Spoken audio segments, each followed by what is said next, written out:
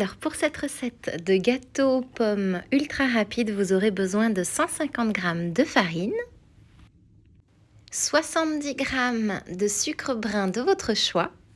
N'hésitez pas à ajouter une pincée de sel si votre farine n'est pas salée.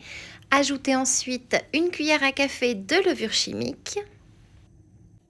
Puis mélangez à l'aide d'un fouet manuel. Cela va permettre de tamiser l'ensemble. C'est très rapide et pratique à la fois. Alors comme vous le savez, il s'agit d'un gâteau aux pommes. Vous allez voir que c'est un peu spécial dans sa préparation, mais vous pouvez très bien utiliser le fruit que vous avez à la maison, de la poire, de la mangue, etc., etc. Ajoutez ensuite un œuf de gros calibre, 2 cuillères à soupe d'huile végétale de votre choix, 2 cuillères à soupe de lait,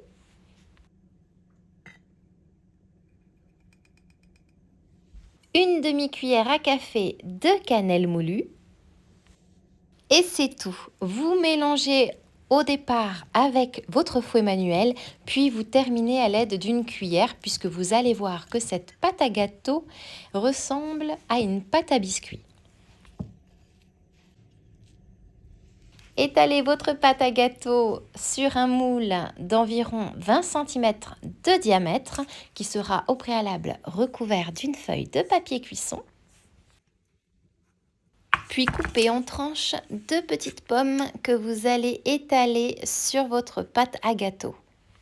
Évidemment, si vous utilisez des pommes du jardin ou des pommes bio, vous pouvez garder la peau, ça apporte de la couleur. Sinon, retirez la peau ou alors nettoyez bien au bicarbonate de soude et après au vinaigre. Arrosez du jus d'un demi-citron. Et enfin, apportez un léger nappage de sirop d'érable. J'ajoute à peu près 2 cuillères à soupe de sirop d'érable et je veille bien à napper autant les pommes que ma pâte à gâteau. Cela va apporter une légère caramélisation brillante et un goût exceptionnel puisque le mélange de sirop d'érable et de pommes vaut tout l'or du monde.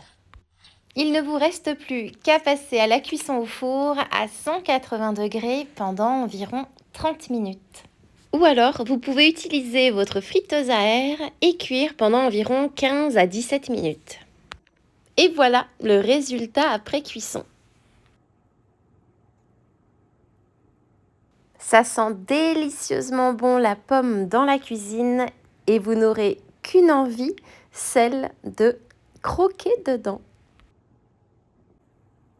Un gâteau parfait pour les petites faims, pour les goûters de l'après-midi ou alors pour le petit déjeuner avec une bonne tasse de thé bien chaud. Parfait pour bien démarrer l'année en douceur. Et maintenant, il ne me reste plus qu'à vous souhaiter une délicieuse dégustation.